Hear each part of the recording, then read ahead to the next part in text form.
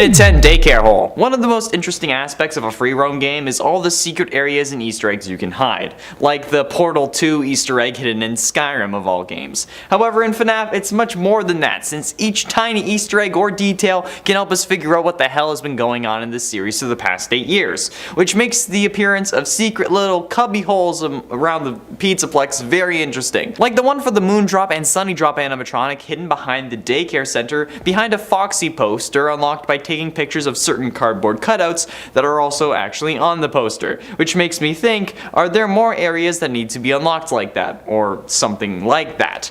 I'm sure many have tried various things, but I don't know, it feels like there should be one for like the laser gun equivalent.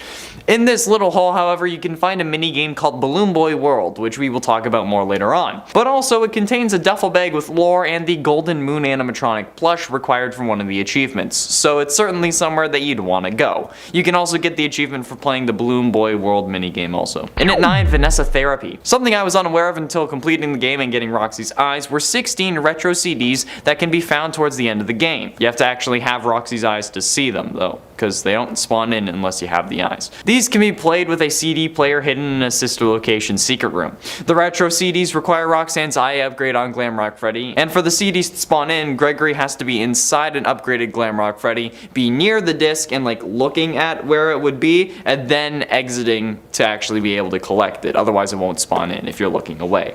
The order in which the CDs are found does not seem to affect which recordings are unlocked, just the amount of CDs found, which is clearly a reference to the 16 tapes found in FNAF AR that weren't really found in a particular order. Collecting them just seemed to unlock them in sequence. However, these tapes seem to also contain therapy sessions between Vanessa and a therapist, as well as a therapist and another individual who goes unnamed, but could also be Gregory. We don't know because they never talk. And at 8, Fire Dave. One of the various lore duffel bags we can stumble upon in this game is a customer complaint titled Hi Dave, which upon inspection reads, quote, "Customer complaint. You should fire Dave, he sucks."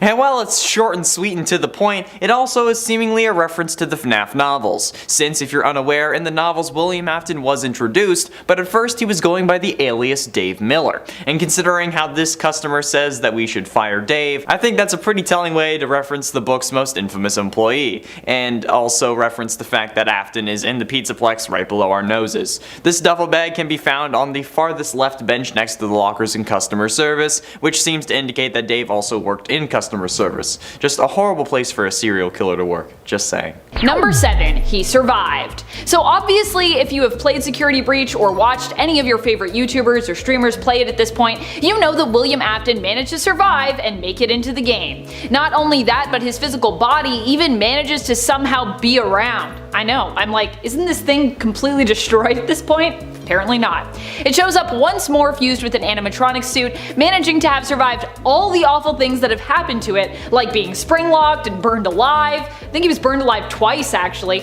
and also possibly possessed or cursed, depending on which continuity you subscribe to.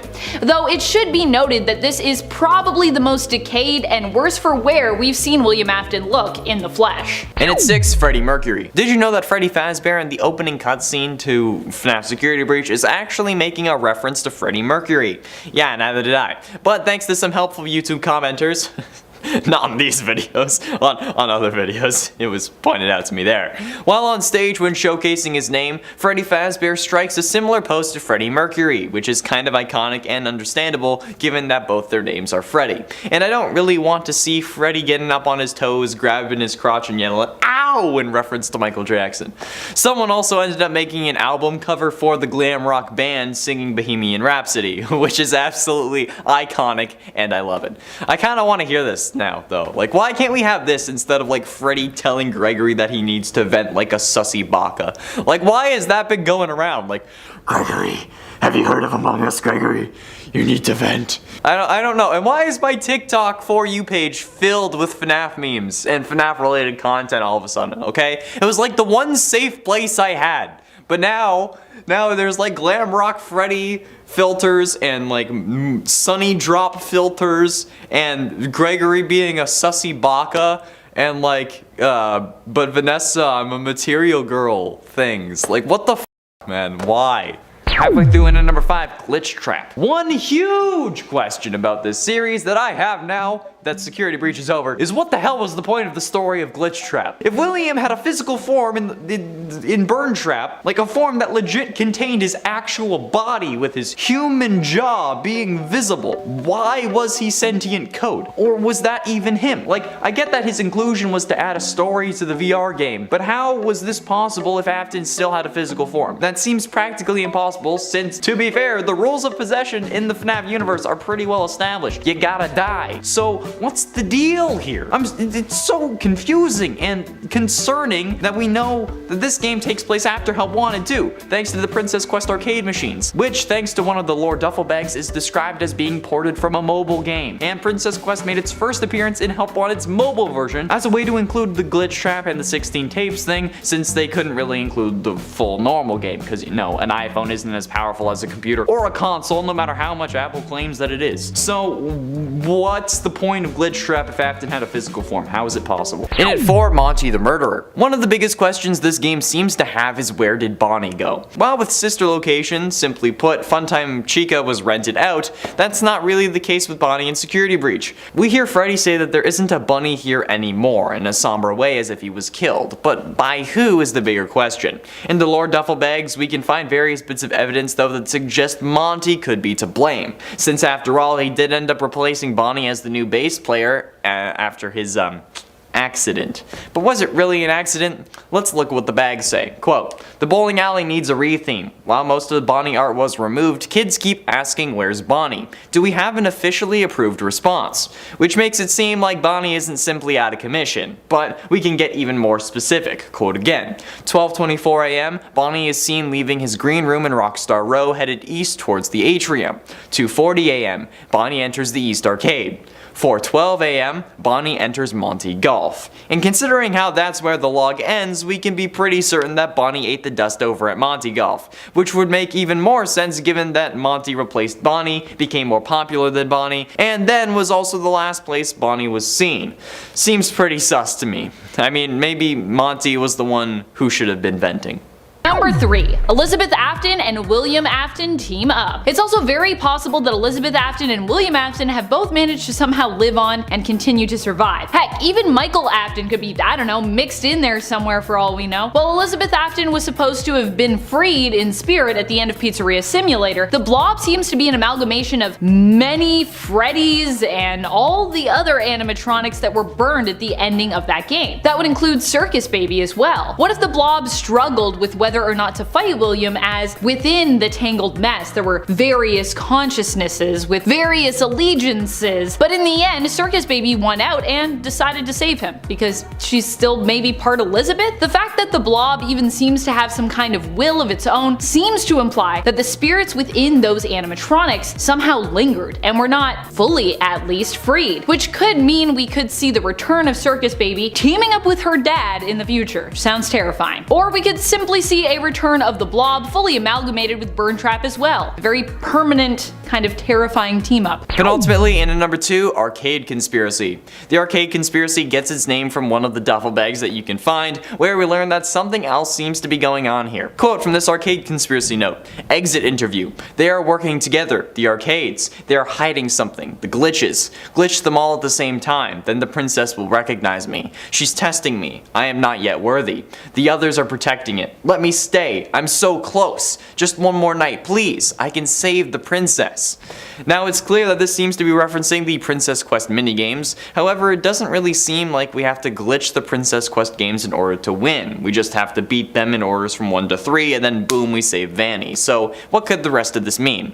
Well, there are 3 other arcade machines that seem to be having mysterious glitches as well. The Balloon Boy World game that you can find in the theater and the secret area, Chica's Feeding Frenzy, which won't turn off even when unplugged, that you're supposed to be able to find in the bakery but that hasn't been added yet, and Monty Golf Arcade that according to its duffel bag shouldn't be in the mini golf area, but it is. So what's the deal here? What's going on with these games? And does it have anything to do with the Happiest Day minigame where we need to glitch out various minigames in order to unlock the good ending of FNAF 3?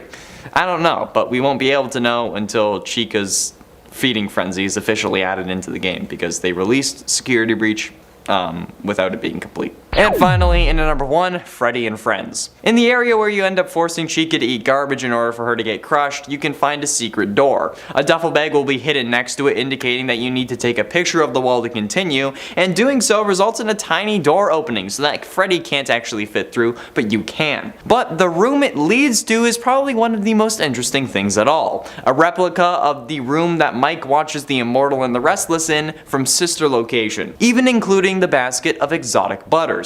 If that wasn't bad enough, you can also see the Freddy and Friends cartoon on the TV, which explains why Steel Wool was posting them to begin with if they never intended on fully releasing the release date with them, since the security code on the wall was meant to be solved using these cartoons, which is why it's playing on the TV, so you associate that code with Freddy and Friends. But needless to say, it's certainly an interesting and pretty damn cool Easter egg, although it opens up a whole other can of worms if that's the case, since, you know, Glitchtrap was found in the final episode of that, and now this series exists in the FNAF world. I don't know, maybe I'll have to do more research on this, really, to see if there's more going on here than we realize. Number 10. Corruption. One of the things we learn in our fight against William Afton is that he seeks to corrupt other animatronics, even good animatronics like Glamrock Freddy, who is pretty much our ally throughout the game and ultimately wants to help us get out of the Pizzaplex safely. In the final boss fight, Afton in his current in-game form will attempt to take control of Glamrock Freddy, and we have to try and harm him to prevent him from doing so. You know that he was successful when Freddy's eyes glow purple. If this happens, he will attempt to harm instead of help Gregory, aka you. Number 9. An army of animatronics. While you can try to prevent Glamrock Freddy from becoming corrupted, there are some animatronics that you can't really save from Afton's influence. Eventually, Glamrock Chica, Roxanne Wolf, and Montgomery Gator will all join him in his attempt to attack Gregory. The Blob, or I guess the Freddy amalgamation if you prefer, also seems to be in league with Afton, at least initially in the game. Although they are not specifically controlled by Afton, which means they either simply want to join Afton's cause because they believe in it for some reason, or have their own reasons for lashing out at young Gregory.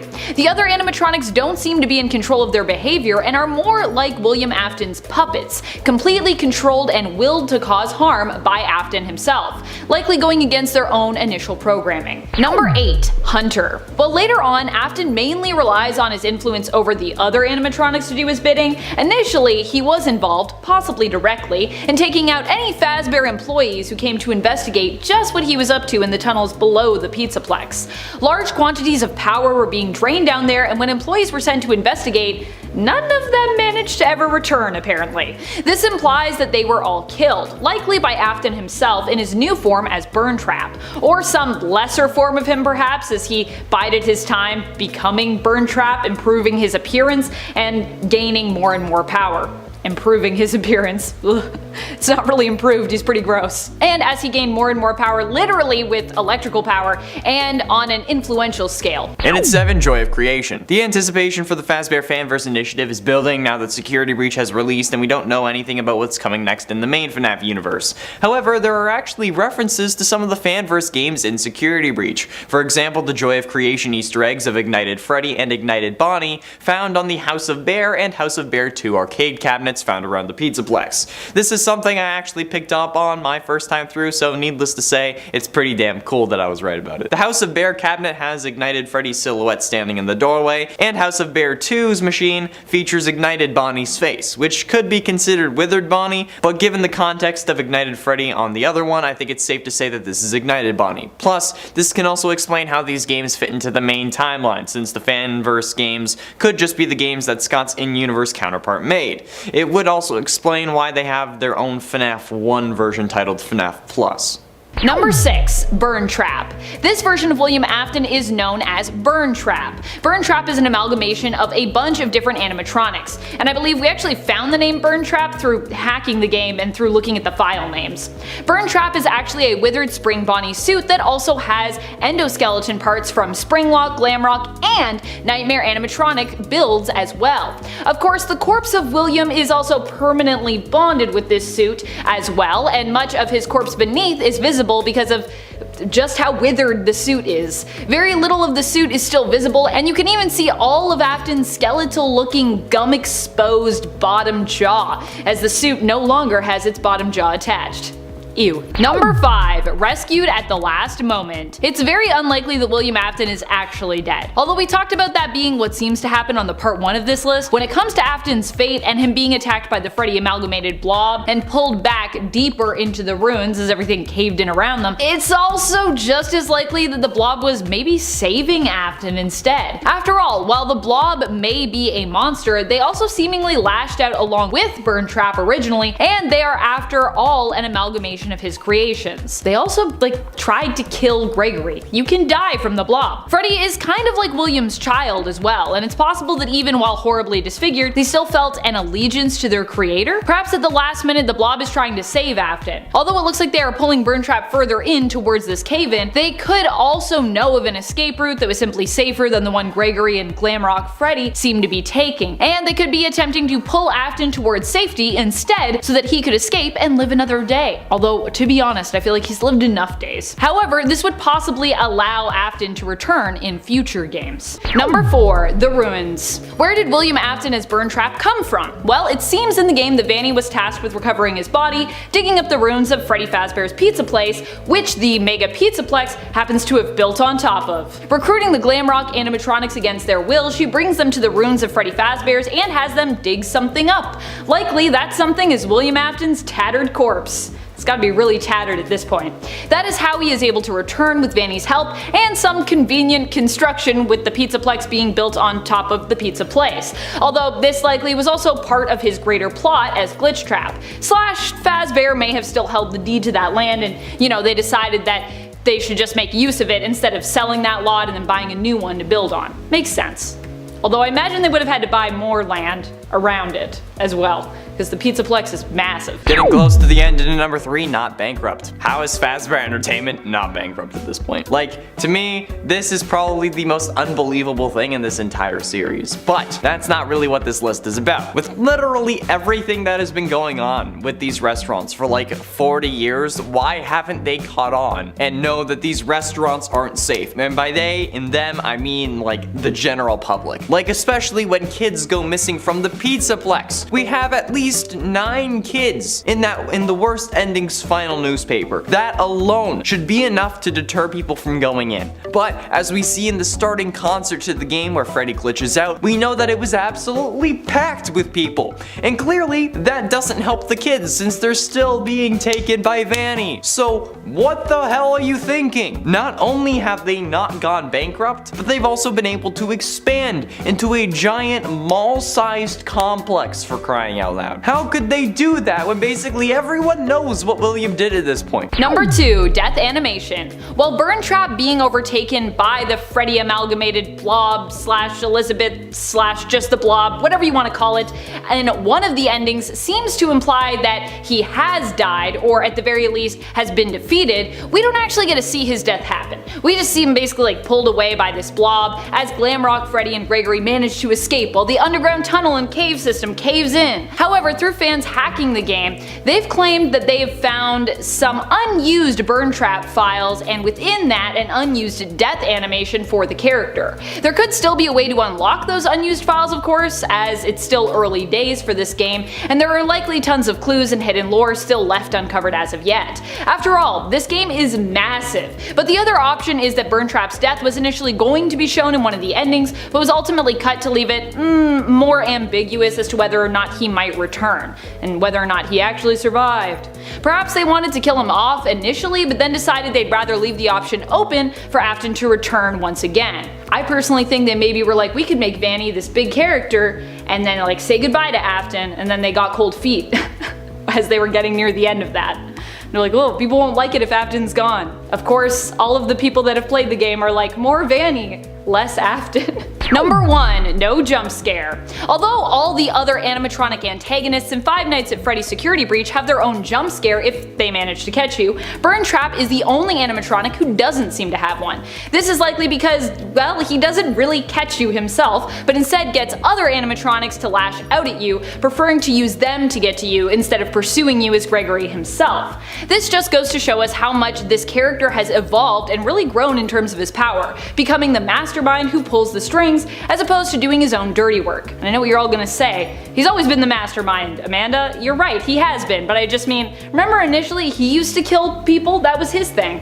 And now he's like, nah, everyone else just kill people for me. I'm tired. I'm like, look at me, I'm barely a human anymore. I'm just a little bit of bone and a little bit of gums. That's about it. Number 10, I always come back. While it seems like William Afton as Buildup may finally be gone for good, he also might not be. After all, this is William freaking Afton we're talking about here, and the guy has pretty much become immortal, in my eyes at least. He has survived being spring-locked in a spring Bonnie suit, being locked up for years, burned to a crisp, possibly being possessed or haunted by one of his victims, perhaps having his consciousness uploaded into a game, and beyond. But just because it seems like the amalgamated Freddy Blob finally took him out doesn't mean that is what happened. Buildup could have somehow escaped his seemingly deadly fate and managed to get out of the Pizzaplex. Just where he would go next and what he would get up to, we don't really know. But we know it probably wouldn't be anything good. And he's probably up to something. He's probably out there right now. Number 9. Fazbear has the blueprints. When it comes to many of the animatronics that we've encountered in this franchise, it seems to have been implied that either William Afton or his partner Henry Emily in some capacity, or some combination thereof, were the ones responsible for creating said robotic beings. Now that both Henry and William are seemingly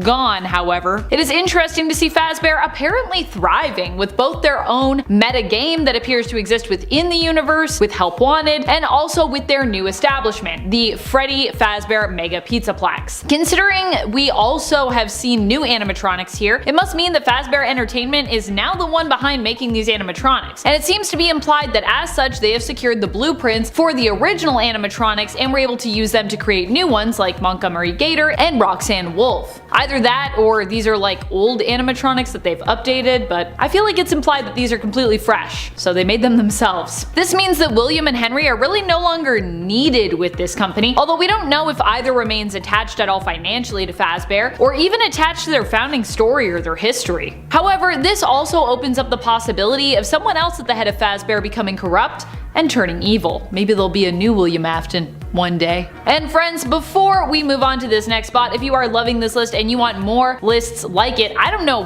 what else we could pull from this game about William Afton, but I'm sure there's lots of things we still haven't even found yet. Be sure to let us know you want more lists on William Afton by giving this video a thumbs up. Number 8. Cult of Afton runs Fazbear Entertainment. Speaking of the possible ulterior motives of Fazbear Entertainment and their still possible connection to Afton and Emily, just why was the Mega Pizzaplex built on top of the ruins of another Freddy Fazbear location? While Vanny seems to be the only loyal follower of William Afton that we see in Security Breach, is it possible that there are corrupt forces working from within the Fazbear Entertainment company, and that Vanny isn't the only one? That they are the ones who arranged it so that the Pizzaplex would be built in the first place on top of these ruins, and even placed Vanny/Vanessa there so that she could recover Afton's body in secret. I'm just saying, there are a lot of spooky coincidences that seem to have happened that seem, well, just too bizarre to actually be coincidences. And at 7, future villain. After the canon ending, the Blob ends up grabbing William, and then we don't know what happens to him, okay? There's unused death animations for Afton in the game files, but they are unused, so we can't really take them as canon. But in the books, Elizabeth leaves Afton for dead, so maybe that's the case here. Like, the Blob stops him from leaving and assures his death, just wrings out his neck. I mean, it's certain that the antagonist wanted to be left obscure since we kinda killed it at figuring things out this time around. But with someone new coming to take over, it's always a good idea to have multiple directions for them to go. Like how they can pretty much go anywhere with the Spider-Man movies now thanks to No Way Home. So while we don't know for sure how Afton fits into the next game, or even if he does, after Security Breach we know that we could be seeing him again very soon. Depending on how soon the next game comes out, at least. We expect too much from the 87-day sequel that started off this thing. Scott, you shouldn't have done that. I mean, I get why you did it because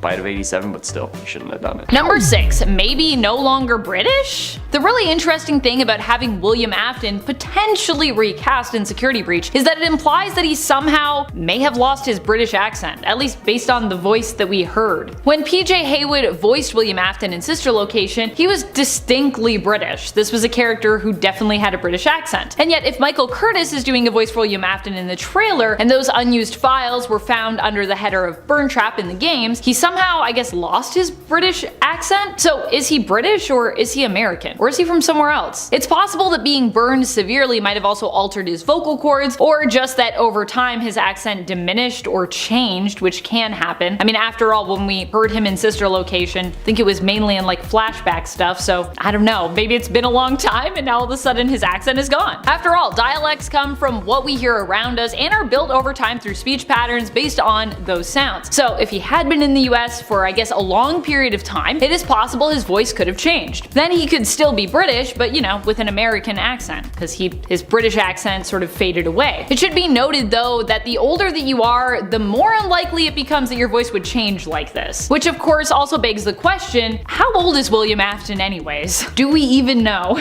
Vanny. Viruses that are supposed to be sentient code, I can get with that concept because in the FNAF verse, that's logical. Whatever. What I cannot get behind, however, is how a computer virus could end up taking control over an organic being and more importantly a human. Like, yeah, we need electricity for our brains and body to function, but that doesn't mean in the morning when I'm waking up, I have my morning coffee and it boots up the JavaScript in my head. No, that's not how we function as humans. Also, get it? JavaScript?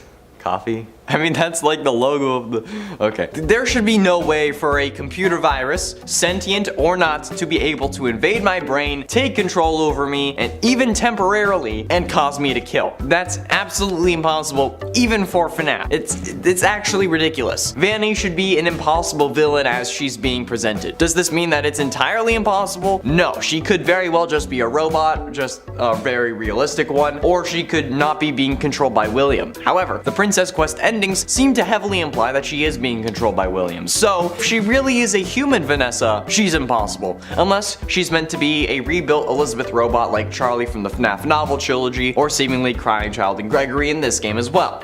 Who knows? I doubt even Scott knows at this point. Number 4. William Afton's final creation? Where did the Blob come from? Well, we don't have a concrete answer at this point, as with so many things in the FNAF lore, some fans have been pointing to the books for answers. On Reddit, one user known as Pickletrip Jr. in the Five Nights at Freddy's subreddit responded to a post centered on the Blob that was started up by user Spiritual Distance 168, where they brought up the fact that in Fourth Closet, the version that we see of William Afton there is actually experimenting with melting down the remaining animatronics and bonding them and the souls trapped within them together. He's doing this somewhere underground as well, which sounds, I don't know, pretty familiar to me based on Security Breach. If Fourth Closet is connected to this narrative, then it seems like it might be hinting that William may have actually had a hand in the creation of the Blob. Either that or it's Pizzeria Simulator. I don't know. Getting close to the end, and at number 3, who is Gregory? While we know that Gregory's name is Gregory, that's basically all we know about him. We don't know why he's at the Pizzaplex, we don't know why he knew Vanessa was evil, we don't know why he doesn't go home when you leave alone in the worst ending to the game. He sleeps in a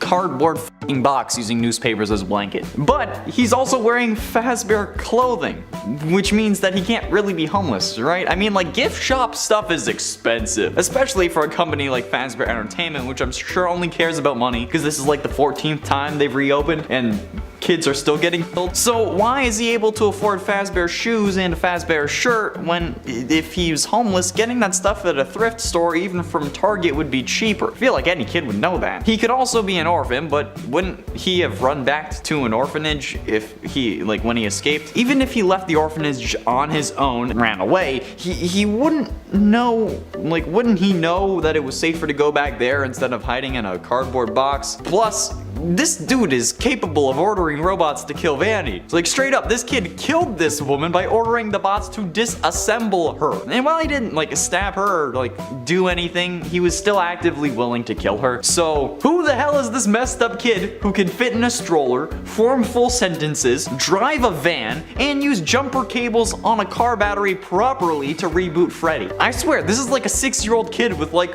40 years of life experience. How could that happen? I wonder. Number 2, 99.9% immortal. At this point, I think we can say that William Afton has achieved immortal status. I'm saying it. Let's get a stamp or something for this guy. Immortal. 99.9% immortal at least. The guy has come back from everything, and even when we thought he was finally gone, he still survived via some kind of, I don't know, ID chip in a suit? Afton ends up having his soul uploaded into the game Help Wanted and is somehow able to reunite said soul with his very, very, very dead at this point, crispy and falling apart body. How do you even use that body? At this point, I'm convinced that Afton has become a supernatural being because as long as his soul or a remnant of it is still around, he just can't be destroyed. Also, how do you kill someone's soul? I don't know how to do that. That is probably the key to defeating him at this point, to be honest. But I don't know how you kill someone's soul. I don't think we've got to that point yet in these games. Number 1, more powerful than ever. The crazy thing when it comes to William Afton's appearance in Security Breach, the real crazy thing, another crazy thing I guess I should say at this point, and his move from Glitchtrap to Burntrap is that even while in his Burntrap form, he still seems to possess digital powers. What does this mean? Possibly that we have an even more powerful version of William Afton on our hands moving forward. Not only is he pretty much immortal and has proven to be virtually unkillable, but now he has both digital corruption powers and also possesses a physical form. I mean, it's a rough physical form, but it's still there. We also know that William Afton is likely some kind of charming figure who can easily influence others, as this has been implied in earlier canon within the games, and in the books. I mean, he must be charming in some capacity. He ended up with kids somehow, and he also ended up as one of the heads of a successful franchise, semi-successful franchise I guess, despite being a murderer, right? How did he do that? Also, a lot of people that are serial killers tend to be like weirdly charming, so if you ever meet someone that's a little too charming, I'm just saying, watch out. The worst ending. The worst ending is actually the second one I got, with the face request ending being the first. But this ending is just if you leave the Pizzaplex at 6 AM through the front doors. However, this is labeled as the worst ending for very good reason, since after escaping, Gregory obviously runs away from the Pizzaplex, but he doesn't seem to go to any house. Instead, he finds a cardboard box in an alleyway and uses newspaper talking about the children who've gone missing at the Pizzaplex as a blanket, with a silhouette of what looks a lot like him in the bottom left corner, might I add. But it doesn't seem to matter though, since a red light comes on and we see Vanny's shadow appear in front of us. She finally ended up getting us. Now, this actually has a little bit to unpack, because firstly, if Gregory has a home, why didn't he run back there? I mean, like, yeah, it's later and he's been up for a while, but even if I was stuck in a pizzeria for 6 hours and almost died multiple times and was finally able to escape, I don't care if my house is on the other side of the planet, okay? I'm booking it as far as I possibly can. The fact that he hides in a box and then uses a newspaper as a blanket to sleep. Also, he uses that absolutely horribly, might I add. Like, bro, just turn it 90 degrees and you'd actually have a decent blanket. It would cover your body. And like, maybe Vanny wouldn't have found you that way. Like, I know that it was for readability in the ending, but whatever, okay? I don't care. Him hiding in a cardboard box, though, seems very similar to how I thought of homelessness as a child. Just like, grab a box and use it as your shelter. It's also how cartoons seem to depict it a lot. This leads me to believe that he has no home, only adding to the confusion and mystery of his character. Like, how the ever-loving hell does that work? Like, even if he is an orphan, he would have been taken to an orphanage. I don't know how many kids actually run away from orphanages, cause like, it's either that or this. So, I don't know, it makes who he is even more of a mystery, since we know nothing about him other than he probably went to the pizzeria to try and find the missing kids, since he's using it as a blanket. Next up, the good ending. The good ending is probably the least lore heavy of all the endings, which makes it a simple explanation. With a level 7 security pass, or I guess 7 level 1 passes, since we collect a new one every time and don't really get a better one, maybe. If you go to the loading dock, which is next to the trash compactor that you would have found if you went to the bottom of the map instead of through L chips when first entering the atrium to leave, there was a door that previously couldn't open. But this time, Gregory and Freddy will escape in a van, as long as you have level 7 security. Gregory will be driving the van, but Freddy will eventually run out of power. However, Gregory will actually solve this power issue by loading up Freddy with the charge from the car's battery using jumper cables. Now, how Gregory, a 6 or 10 or whatever year old kid, has any idea of how not only to connect the jumper cables properly to the battery, then connect them to Freddy is one thing, okay? Like, maybe he's like a kid who really likes cars. But this still adds more confusion, cause like, how does this little kid know so goddamn much? If he's around 6 like I've been thinking since the start of the game, cause like he can fit in strollers and is so short that he can't drive the go-karts on his own, there has to be something more going on here than him just being a gearhead. Like, how can he fit in a stroller but also reach the pedals for the frickin' van, dude? What? Next, Princess Quest. This is probably my favorite ending in the whole game because it's something that I was cluing into before I read anything about the other endings to the game, which I only did once I actually beat it because I wanted to make videos like this. Princess Quest ending has to be set up for a decent amount of time before you actually finish the game, since the player needs to locate and beat all 3 Princess Quest arcade machines. The third one is in Vanny's room above Phaser Blast. The second is where you find Music Man Spider, or DJ Music Man for those who aren't cool like I am. And the final is in Roxy's Raceway, in like the beauty salon thing, which I didn't actually check because I didn't think that that would be a thing. Now, you have to beat Phaser Quest to be able to get this ending because you need to discover the room that has the third game in it. So you need to find Vanny's room, and this is what triggers the Phaser Quest ending. And as I was thinking, you need to beat the first game, and then beat the second game, and then choose the Vanny ending and play the third one. This will result in the player actually saving Vanessa, and thus finding Vanny's mask on the floor. How did that save Vanessa, you ask? Like, all we did was beat arcade games? Well, it's actually fairly simple. Help Wanted. If you've seen any of the videos where I discuss the endings of Help Wanted and then how we complete the puzzle and like the final battle and we get locked behind the door, you'll know that I said that us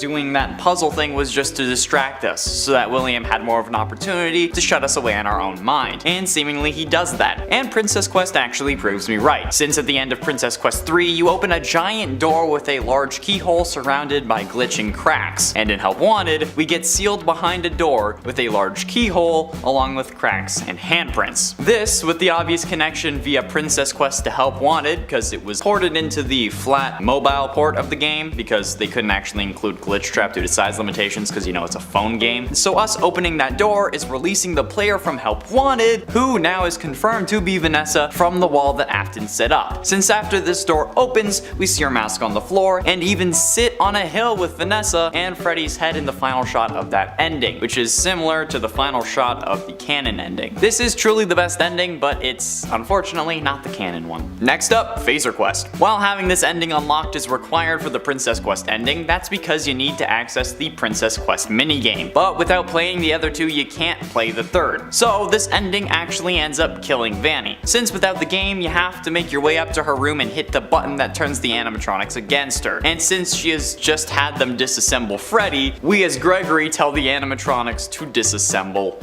her, which results in the first killing to be committed by an actual kid in this game series, because they literally tear her to shreds. We don't see her corpse, which leads me to think that maybe it would have been too gory, or because it would have been revealed that Vanny was an animatronic, but I don't think that it would have been the latter. I think that it just would have been too gory, because like Freddy is absolutely destroyed when you see that. That would have been not pretty. But more on that other idea later, because there's another ending that indicates that there's more going on here than you realize. Get it? Because that's what Vanny says in the trailer. Next, the Springtrap ending. The Springtrap ending, or the Canon ending, or true ending, whatever you want to call it, is unlocked, as I figured it was going to be, by finding the secret elevator and the secret section in Roxy's Raceway. It's down the stairs next to where you find the test driver head. Instead of actually getting the head, you just go to the left and go down the stairs. This requires your Freddy to have the Monty Claws, however, so this is potentially unlockable right after installing them, since that's when you're given the mission to go to Roxy's Raceway. You can also do this if you choose to stay after completing the game, however that will result in you having to deal with Monty's boss battle in one go without saving, since save states are disabled after you could have escaped, so it's less likely that that's gonna happen. After making your way into Burntrap's area though, Freddy will be taken over by Springtrap using code, or at least he starts to try to take over him, and it's up to Gregory to defeat him by using 3 monitors, and you gotta press the buttons to burn him. The player will also need to avoid the animatronic enemies that are coming for Gregory and use the doors to temporarily lock them out. When Springtrap is finally burned though, the Blob, which was the tentacle monster from the very first Freddy and Friends cartoon, will attack him, making sure that he doesn't get free. Freddy and Gregory will be shown escaping and sitting on a hill together, and I think my original theory about this was right. This tentacle monster was never revealed or never had anything else that had to do with them, but after this game, the final Fazbear Frights book would have originally released, so it would have been after this, but due to delays, the game came out after after the final books were released that showed us what the tentacle monster would have been about, and it's how it's in fact Baby, or I guess Elizabeth Afton, who stopped her father but probably will be the one controlling Vanny now, since in the canon ending, Vanny doesn't actually die, and I think that's worth noting. And finally, the Rooftop ending. The Rooftop ending is unlocked by exiting the Pizzaplex through the prize counter and clicking leave. This will prompt Freddy to burn the place to the ground and for the two of you to escape onto the roof. I don't know what Freddy's original plan was, because I don't think he would fit on the fire escape. Maybe he would just jump down and then you'd take the fire escape. But when Gregory gets to the roof, Vanny is seemingly there waiting for us, somehow. She grabs us, but Freddy, with his new eyes, actually sees Vanny now and jumps with her off of the roof, causing them both to fall. They both seemingly die, or I guess Vanny dies and Freddy is just inoperational, and we take off Vanny's mask, revealing Vanessa behind it. We look confused and the comic ends. However, before actually ending and showing us the final news clipping, another couple panels are shown, with Vanessa standing up on the rooftop looking down at what just happened. This is probably one of the most confusing endings, since it shows us that there are apparently two Vanessas, and while we seemingly knew about the whole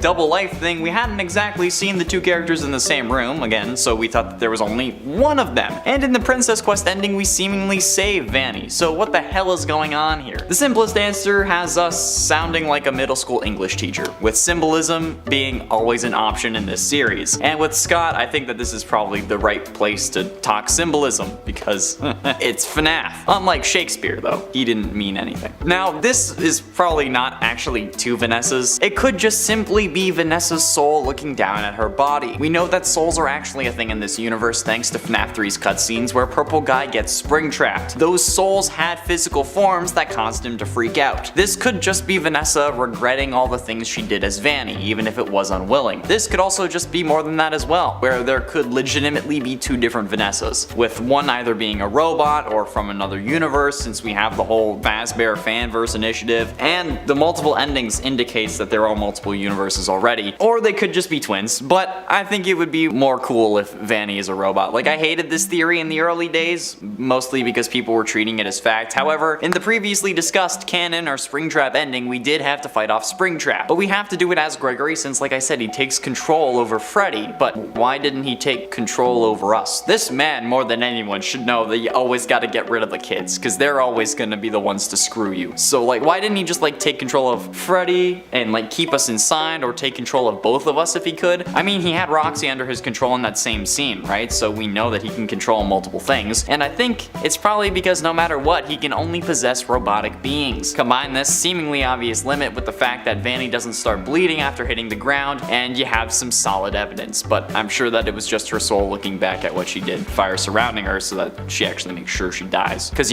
Remnant can only be killed by fire. That's all the time we have for today, friends. Thank you all so much for watching. I have been in Showerman Con Monroe, and I'll see you in another video. Wait, what was your favorite ending? Let me know.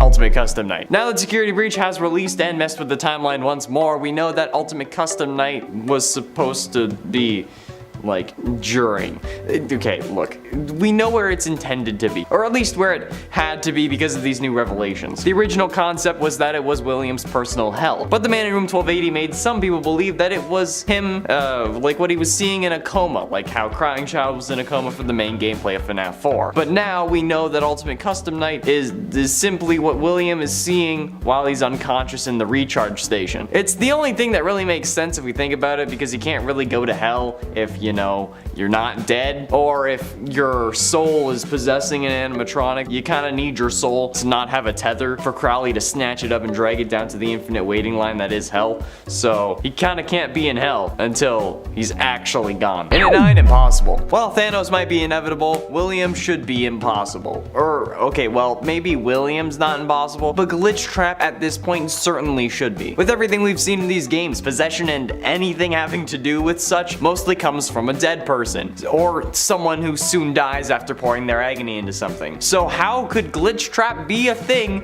if William still has his body and the Springtrap suit? Unless Help Wanted takes place after Security Breach, which is also impossible because the ending of Help Wanted is what causes us to be able to free Vanny in the good ending, or I guess the best ending. And because, you know, Princess Quest was ported from a mobile game into arcade cabinets in this one, so after Security Breach we know that Glitchtrap should be impossible, and things got complicated yet again. Great. Innate virus. While Glitchtrap may seemingly be impossible, we do know that William in his robot form does have some form of coded virus that he can use and control, since he starts trying to take over Freddy basically instantly. And if that's the case, this could explain Glitchtrap and subsequently Vanny, because if Glitchtrap was just like William holding his hand to the game while it was being played or something, it kinda gets rid of the whole two versions of Afton thing that seemingly still mind boggles me. So it could be an explanation, but it would also imply, however, that the Vanny version of Vanessa is in fact a robot, and it would seem like there are two versions if we look at the rooftop ending and the Security Breach office scene where we need to escape before Vanny gets to us, because if we look at the TVs, whoever's talking can be seen, meaning that Vanessa would have to have changed awfully quickly into her Vanny suit to pull off the switch in this time. Plus it explains how he's able to control her because, you know, she's a robot. I can't really be controlled by a computer virus, so... Well, I mean, I probably could.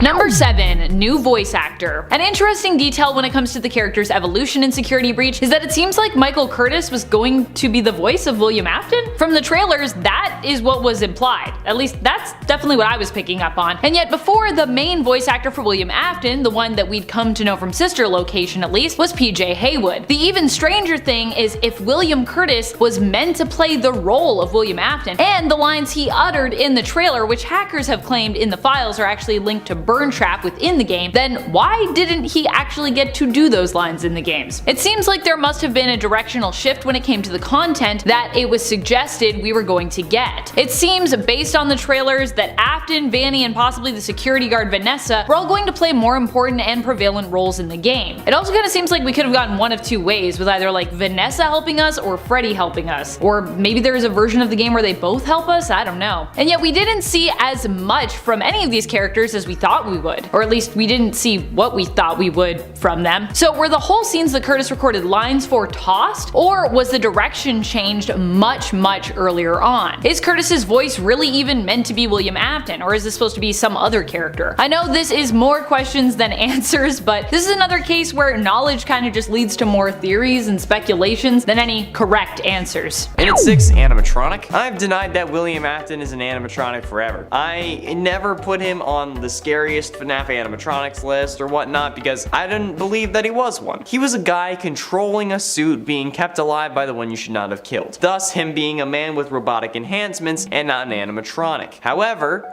now, after Security Breach, it looks like I can finally stop saying that, since from the looks of it, Burn Trap is actually dead. And while this could mean that he's allowed to be Glitchtrap, William is still trying to take control of Freddy, thus us knowing that he's possessed that animatronic suit like the original 5 missing kids possessed the original 5 animatronics. It's kinda poetic, since while his jaw is visible, the rest of his body seems to have burnt up in the FNAF 6 fire, resulting in his weight being supported by the endoskeleton. That just kinda proves that he's possess the robot. Which also makes sense with the way that he walks, since now, like, he shambles, and because he's not used to walking without the support of his full body and the animatronics, so, like, you know. He was also like a 90-year-old man at this point, so I can get why he shambles. He's fully possessed the animatronic now. Burn Trap is the first version of Springtrap or Scrap Trap or William Afton that is an animatronic. Halfway through into number 5, Gregory's missing. This is something I picked up on in the second ending I got in my playthrough, in what is commonly referred to as the worst ending, where you simply leave the Pizzaplex by yourself without Freddy. The first ending I got is actually the Vanny ending, which to me is my canon ending. It's a different way to explain that. But in this ending, Gregory ends up running away and hiding in a cardboard box. This box is assumed by most to be his home since he doesn't really have one and can't really return to the Pizzaplex. However, this is where this detail comes in. The newspaper he's using as a blanket has multiple silhouettes of the children who have gone missing this time around. 9 of them, this time to be exact. However, the one in the bottom left corner looks an awful lot like Gregory when he's standing in front of all those security monitors in the first Security Breach trailer. I'm just saying, especially when Vanessa says that he's been wiped from the system, And I'm pretty sure one of those lore bags also shows us that we've been wiped from the system as per someone's request. So that's certainly not a coincidence. And I doubt Scott used it and just thought, oh yeah, this is easy, let's do that. No, not a chance. There has to be something there. And at 4, recharge. William needing to recharge is certainly something that's interesting from a game perspective now that we know more about what's been going on. Perhaps the recharge stations were built because Afton needed one, and the horrible animatronics needing to get in a recharge station every hour is because William needed an excuse to have one actually made so that they could bring it down for him. Because like, I'm sure it took more than an hour to dig that tunnel, and there is a recharge station in that area because of that. But William needs to recharge now, seemingly, making me think that we won't really have to deal with him for much longer until like the MCU decides that FNAF is also in the Marvel universe, and then Afton gets an arc reactor, because that's definitely gonna happen at this point. Disney's gonna be like, FNAF, I want it, and then the next person's gonna sell it, and then boom, MCU. Number 3, from whence he came. While the Blob initially seems to be allied with Burntrap, as it also strikes out at Gregory, we later learned that this might not actually be the case. The Blob is the one who ends up grabbing Burntrap when he tries to escape as the cave and tunnel system begins to collapse, depending on which ending you get and what's going on. It seems the Blob either did not want to be left alone or actually has feelings of pain and vengeance attached to William Afton and Burntrap. Burntrap's fate remains uncertain, but it's definitely implied that he is killed during the cave-in, and likely so is the Blob. Of course, this is the unkillable and seemingly immortal William Afton we're talking about, so there are also many reasons to believe that this is not the end for him, as, you know, he always comes back. Always. And ultimately, in at number 2, the man in room 1280. After the events of Security Breach, I think that it's actually finally making sense of the whole man in room 1280 thing. My original issue with this was that if William still had a physical form in Security Breach and was in a charging station, how could the whole Ultimate Custom Night in man room 1280 to Glitchtrap possessing Vanny really work? And while I don't have an explanation for how William was both sentient code and alive in FNAF 9, or alive, air quotes, I have worked out a timeline of events here. Perhaps William wasn't ever sentient code at all, and it was just some form of remnant or agony-infused virus that was able to infect minds. But also, the events of the games and stories must now be FNAF 6, Ultimate Custom Night, Security Breach, with Man in Room 1280 taking place after Security Breach. Ultimate Custom Night would no longer be his coma fever dream, it would instead be what his mind is doing before we waking up in Security Breach, since coming out of that recharge station would end up being him beating 50-20 mode, unless we're totally wrong about what Ultimate Custom Night is, in which case, I have no fucking clue what's going on. But yeah, so Man in Room 1280 is what happened to William after the Blob gets him.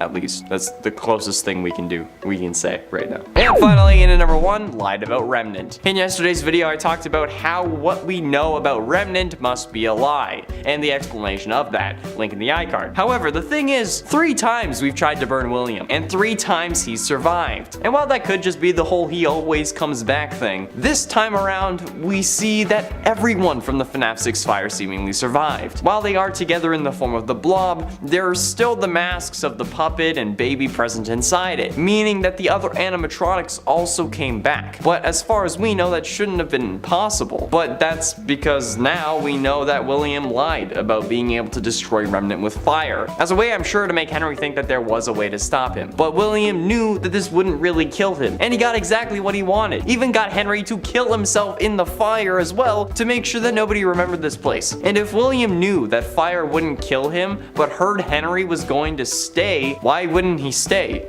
Like, if he left, Henry would have left too. And if he is able to hear the final speech, like we assume, considering how Henry tells him to go to hell, he would also have heard, and for you, my brave volunteer, who somehow found this job listing not intended for you, blah blah blah, I'm assuming you're staying, so am I, okay? William knew that he wouldn't die, but the person hunting him would have died. That's an easy way to finish off your longest adversary. You just stay put, you know you're not gonna die, you're gonna suffer a little bit, but you know you're not gonna permanently die, and you're good. Fucking genius. In at 10, hate. Now, while in a way this whole list is kind of hate, depending on how you look at it, here I'm more so talking about the hate that people get for talking about these things online. Now, I feel like I've done a good job making it known that this isn't my favorite thing to do, and therefore I've avoided a lot of things, like being called a furry and whatnot, and that's because Chica doesn't have fur, she has feathers, or just plastic. But the real thing I don't get, okay, is the hate that people get in particular for talking about theories. Like, why are you getting getting mad at someone for suggesting something that they think could be plausible based on conclusions they've gathered through evidence presented in the series. Like,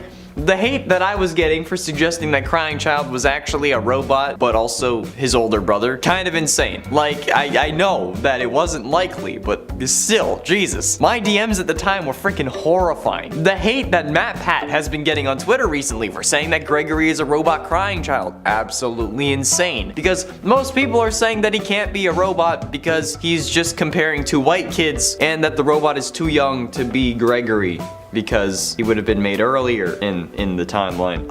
Hello, he's a robot. He doesn't age. And yes, they may both just be white kids, but like, one we've only seen in 8-bit. So design choices like 2 stripes on the shirt could actually contribute, because it's the only thing we know about this kid. Plus, he's not saying that it's 100% fact. Literally, at the end of the video, he says that it's just a theory. Like, I don't get the hate that theorists get. I just don't. And at 9, Rooftop ending. The Rooftop ending, in my opinion, is one of the most confusing endings in the game, because simply put, it throws the most wrenches into this game. Like, Freddy is more than willing to burn down the Pizzaplex, almost seemingly enjoying it, and then another version of Vanessa is standing on the roof after we reveal that Vanny on the ground was Vanessa. Because this one thing can help us see if Vanny is really a robot or if she's just a ghost looking down on everything. And I think that the identity of one of the main antagonists is kind of important in the series. Like, are we fighting off another robot, or is it just a person somehow controlled by a computer virus? This ending is one of the most frustratingly confusing and just outright annoying parts of the game. Well, I mean, like, the post game is actually considered assault, but this Rooftop ending really isn't getting the attention it deserves, because I feel like there's something more here, and I'm guessing other theorists and other people are just like, they've come to the conclusion that it's her spirit and then like moved on, but I think that Scott left us that ending for a reason.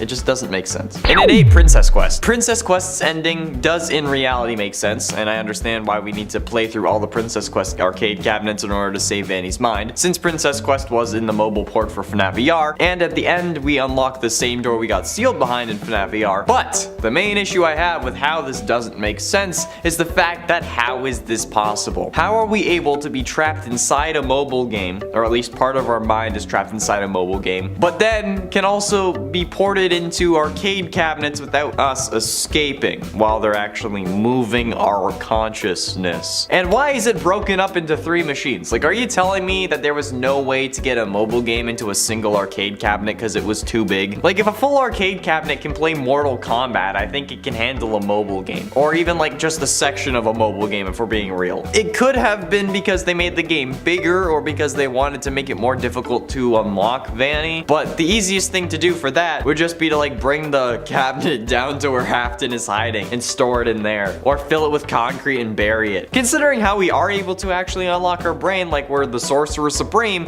I think I'm in the right on this one. You just gotta hide it better, dude. And at 7, in-universe games. Something we've been wondering since the release of Help Wanted was which games are the in-universe games that Scott's stand-in made in-universe. Well, I think Security Breach may have given us an answer, albeit not definitive. While exploring the Pizzaplex, you can find a load of arcade areas and arcade machines featuring various animatronics. However, at least one of them in particular caught my eye, Mangle's Quest. And if that doesn't sound familiar, lucky you. I'll remind you that it was one of the mini-games present in FNAF 3 that you had to beat and glitch out in order to get the good ending of FNAF 3. So basically, this game kind of confirms the theory some had about the 8-bit mini-games, or at least some of them being the games that Scott's in-universe counterpart made. This Mangle's Quest being turned into an arcade cabinet actually confirms that. Like, kind of though, like not completely, but partially at least. Unless the point of this cabinet was to reference the minigame and has no lore implications. But there should be lore implications because it's a detail in the FNAF game, which would then, I guess, make it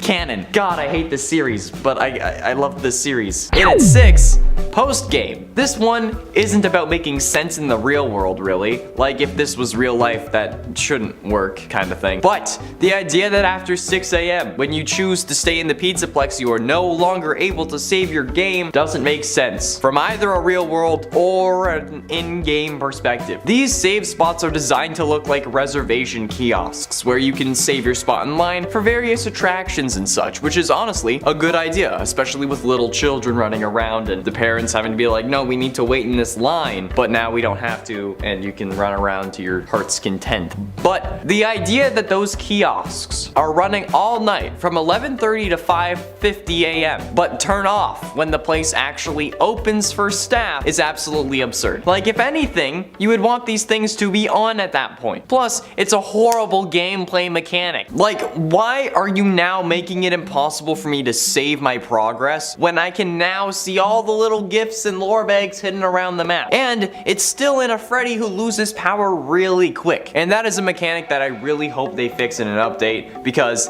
it's kind of absolutely absurd and should be classified as actual assault. Well, I mean, technically you can save your game one more time if you go down the elevator for the final boss fight, but then at that point you really can't collect everything if you haven't done it yet. You'll have to restart the entire game to do so. Halfway through into number 5. Number 5, trailer lines. When fans looked into the files belonging to Burn Trap within the game, they learned that there was actually a ton of content stored there that simply wasn't used at all in Security Breach, at least as far as we know right now at this moment in time when I'm recording this. However, this content was designed and programmed into his character, it just was never used.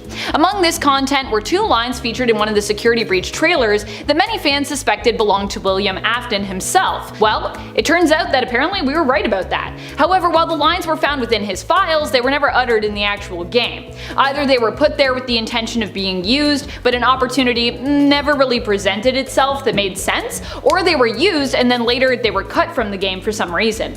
Among them, I believe, was the line, "You will do as I say, you will bring me what I want, and if you fail me, then you will, both of you, burn." Unfortunate, because that line was honestly something I wanted to know more about in terms of how it played into the plot and then the overall lore of the franchise. Like, what does William Afton want? Who is burning? Which 2 people? Is there more than 2? And at 4, FNAF AR. Okay, while the concept of FNAF AR is already insane, it only gets worse the more you look at things from an outsider's perspective, like even in this game, okay? Like, if you are a character in this game, in this world, instead of someone trying to solve it in our world. Since, for someone inside the Fazbear universe, these dudes are absolutely psychotic, and it works out for them. Shipping out animatronics that they know are dangerous, only for them to get rewarded with literally us paying for them to be shipped to us. And then we have to fend for ourselves as we try and, you know, not die. They're even shipping out multiple different versions of the serial killer that ruined their reputation in the first place, caused multiple establishments to be burnt down but just by being there, and caused the company to have to close multiple restaurants, and he's still there. He's still kicking in Security Breach, but you're still shipping him out at the same time that this game is taking place. Getting close to the end in number 3, Escape. After Security Breach, we also know for a fact that Afton did not escape the FNAF 6 pizzeria like everyone was assuming, because he was in front of the flames while all the other animatronics were behind it or inside it. Now, do I think that he tried to leave? Yes. But do I think that he might have intentionally stayed? Maybe. More on that soon. But we know that Afton, along with the other animatronics from FNAF 6 that are now part of the Blob, did not make it out of the simulated pizzeria, since that is the pizzeria ruins that we see before making our way down to the actual like area where Afton is. Like, the Freddy Fazbear's pizza we enter after getting out of the elevator is the proof we need. Notice the rectangular stage with a smaller one next to it, the plate colors, the stools, the tables, and even the floor look the same. It also explains why we can find more retro and other posters around, because we also had access to those in FNAF 6. But ultimately, in number 2, Glitchtrap. I've mentioned this in 2 recent videos, however I wanted to again go over how Glitchtrap at this point should certainly be impossible. With everything we've seen in these games, possession and anything having to do with such mostly comes from a dead person, or someone who dies after pouring their agony into something. So how could Glitchtrap be a thing if William still has his body inside the Springtrap suit? Unless Help Wanted takes place after Security Breach, which is also impossible because the ending of Help Wanted is what causes us to be able to free Vanny in the good and the best endings.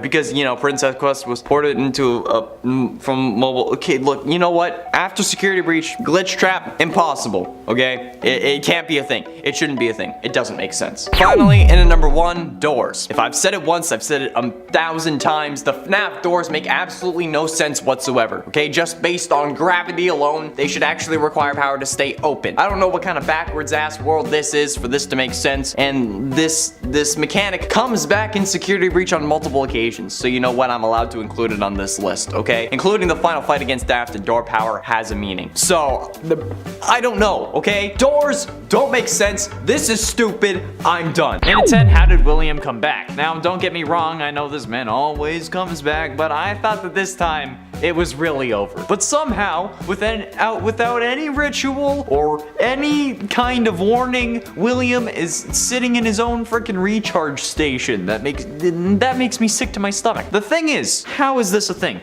How could this even be possible, since it looks like his body is still a part of the suit? You can see like his human jaw, like a set of code getting put into a robot made up of other animatronics. Okay, that's fine with me. That kind of makes sense. It makes sense in the FNAF sense. However, this seems to actually just be the Springtrap suit, just even more destroyed. How? I mean, we saw with the end of Fazbear Frights' The Man in Room 1280 story that William ends up exploding into like a giant pile of human goo, which presumably happens after the FNAF 6 fire. So how could he come back? Well, my best guess is that this is again an issue of release dates. The game originally was meant to come out in 2020, but due to COVID, the game was delayed until early 2021, and then, you know, it released late 2021. And since Bunny called the book where The Man in Room 1280 was released came out in September of 2020, it's safe to say that perhaps the game was supposed to release closer to this date, and it could be explaining what happened to William after Security Breach rather than after FNAF 6, since again, he burns in the Security Breach. In a 9 relationship, Gregory, our player character in the game, is certainly a mysterious kid, and Vanessa, the night security guard who's also Vanny, is just as confusing. But at least we know more about her story, being our player from FNAF AR. But what the most mysterious thing about this game is the relationship between Gregory and Vanessa. Like, what the heck is up with these two? Vanessa spends the whole game trying to lock Gregory in the security room, and then Vanny comes at us to kill us, and as she actually does do in the worst ending. But then, after curing her, we don't even ask questions. We just go eat ice cream on a hill with her and the Glamrock Freddy head. So if we're so quick to do that, there's no way she's a stranger, right? It genuinely seems like they're family, which would explain why he knew something was off with her, but she can't be his mother or sibling because when she locks us in the security office, she tells us, quote, "We'll wait until your parents or the police arrive." If it was a sibling, they would have said our parents, or even mom and dad. But with her saying your parents, that means that they aren't hers, making our options limited. And she's definitely not our mom, since she would have said your father if she was, but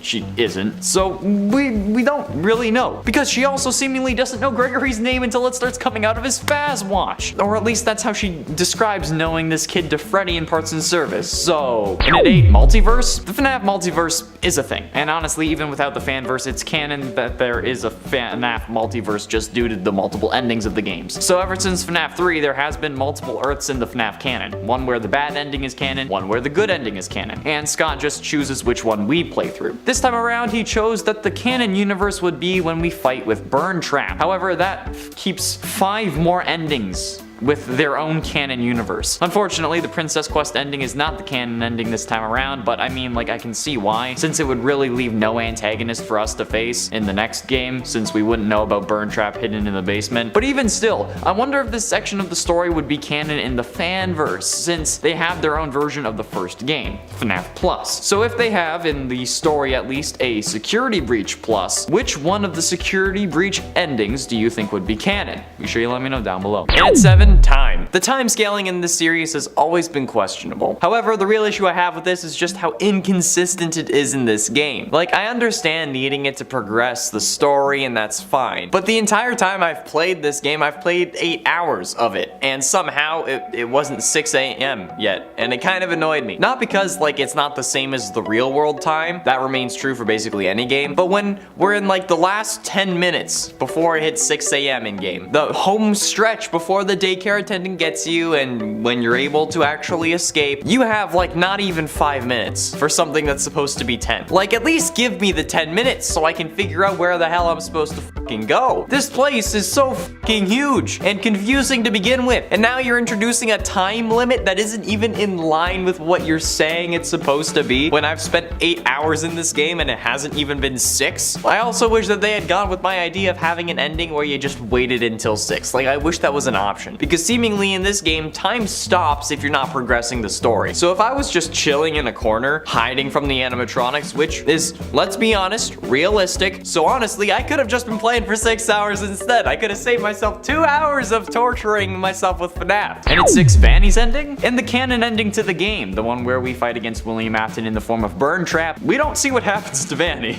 Well, yes, Burn-Trap might have been dealt with. We don't know if that releases Vanny or if she's still under his control. Plus, we don't know just what she was doing while all of this was going down. Was she just chilling upstairs on her phone? Like, when there's a canon ending, you expect the main antagonist of the game to be there, right? So when Freddy and Gregory are sitting on that hill chilling, what comes next for the series? This is a question I genuinely don't have an answer to, and I don't think that I could have one. There are so many possibilities now that I think it's practically impossible for me to guess. And I think that's the point, though, since there is someone taking over from Scott for the next game. I'm sure that Scott wanted to leave them the ability to go wherever they wanted next, whether that be with William as the main villain, hence his physical form, Vanny being the villain, hence her not being there at the end and not dying, or the Blob, since, you know, it was introduced and then intended to be revealed in the next Fazbear Frights, but delays made that just ruined. Yeah, but that's my guess as to why the ending is so obscure. Halfway through into number 5, the inside. We know at this point that Afton has to have someone inside Fazbear Entertainment still working in his best interests. The suggestion for Vanessa as night guard came from the top, meaning that they're high up, as we learned from one of the lore duffel bags, and influential enough in the company to build the Pizzaplex on top of the FNAF 6 Pizzeria so that William wouldn't be randomly found by some crazy kids looking for a thrill in a pizzeria. They'd be found by a crazy kid hiding inside an animatronic in a pizzeria. Since that sort of thing happens way too often in this series. Which begs the additional question, is this because they're related? Is this because they're related, they know each other, or is Afton controlling more than one person with this virus? But either way, with everything that's lining up for him, there is no way it's an accident. Oh no, not in this series. In any series, I would still find this to be a little too much, but in FNAF, there is a 0.000 negative 1% chance that this is a coincidence, okay? There's no way that this kind of thing worked out this well for this character especially. Hell no. And for the Blob. Now, this blob of black goo seemingly has no introduction in this game. It just kind of appears alongside Burn-Trap in the ruined area under the Pizzaplex. There used to be a pizza place there until they built over it, but that doesn't explain a giant goo tentacle monster, right? Like, I thought this was a normal game, not something based on a raunchy anime. Well, the thing is, this monster has been explained, although this wasn't the original intention. The original intention of this game was so that we'd be confused about what this black blob was until the release of the final Fazbear Frights book. Since I've said it so many times, even I'm starting to get sick of it. The game was supposed to come out shortly after the release of Fazbear Frights number 5 back in 2020, but due to delays, it couldn't come out until after number 11, which is where the epilogue that revealed that the black tentacle blob is in fact Circus Baby, or I guess technically Elizabeth Afton, William's daughter, who also betrays or abandons her father in the books so that she can live another day, but was ultimately the one controlling everything. So yeah, this blob is almost certainly Elizabeth, which kind of cheapens this ending because I can see all of the Blob explained videos that we would have had if we didn't already know. But I will admit, Amanda did predict that Elizabeth would be coming back in this game, so good on her. You should subscribe to that. And at 3, pizza rumors. Again, found in one of the lore duffel bags, we get quite an interesting parallel between Fazbear Entertainment and Chuck E. Cheese. Found in a party room outside the Moondrop Daycare, we can find, quote, recycled pizza? Customer complaint. The pizza we ordered was weird. Some pieces were different sizes or didn't fit together. One slice even had different toppings. Did you recycle the old pizza from the trash? I am never coming back here unless I am given some form of major discount. Angry mom. End quote. And while they're also playing on the Karen tropes, seemingly, this also has a larger reference to the conspiracy theory that Chuck E. Cheese was recycling their pizzas. It was talked about by everyone from Shane Dawson to Matt Pat Pat, with Pat seemingly proving the rumors false, since they ordered a pizza from Pascali's Pizza and from the actual Chuck E. Cheese, which are made in the same kitchen, and the pizzas from Chuck E. Cheese still looked janky as hell, when it's literally impossible to get recycled pizzas because of a pandemic. So, it's not true, but it's certainly an interesting Easter egg nonetheless. Penultimately, in at number 2, two Vannies, the rooftop ending is unlocked by exiting the Pizzaplex through the prize counter and then clicking leave. This will prompt Freddy to burn the place to the ground and for the two of you to escape onto the roof. I'm guessing Freddy's original plan was going down the fire escape, but when Gregory gets to the roof, Vanny is somehow there waiting for us. She grabs us, but Freddy with his new eyes is able to see her and then runs at her, grabs her and jumps off the roof, causing them both to fall. They both seemingly die, and we take off Vanny's mask, revealing Vanessa behind it, as we all figured. We look confused and the comic ends, but before actually ending, another couple panels are shown with Vanessa standing on the rooftop, looking down at what just happened. Yeah, this is probably one of the most confusing endings, since it shows us that there are apparently two Vanessas. And while we seemingly knew about the whole double life thing, like we hadn't exactly seen the two characters in the same room, okay? So we thought that there was only one. And in the Princess Quest ending, we seemingly save Vanny, and then the Vanny mask is gone. So how the The simple answer is that this may not just be two Vanessas, but it could simply be Vanessa's soul looking down at her body. We know that souls are actually a thing in this universe thanks to FNAF 3's cutscenes where Purple Guy gets Springtrap. I mean, like, those souls had to have physical forms that caused him to freak out. It's not like he felt cold and was like, oh shit, I gotta get into my murder suit. This is probably just Vanessa regretting all the things she did as Vanny, even though she didn't want to. Hence the fire behind her, because Remnant needs to be burned in order to just actually be gone. And finally, in at number 1, is Afton dead? For f***'s sakes, I never thought that this was a question I would have to ask again, but lo and behold, the stupid furry somehow made his way back with a physical form, even though his body was supposed to have exploded and he was supposed to be dead, hence the whole ghost spirit sentient code crap from the last game. Now clearly, I'm very upset about this, because I've made it a point to clearly describe how Afton needs to die and stay dead at this point.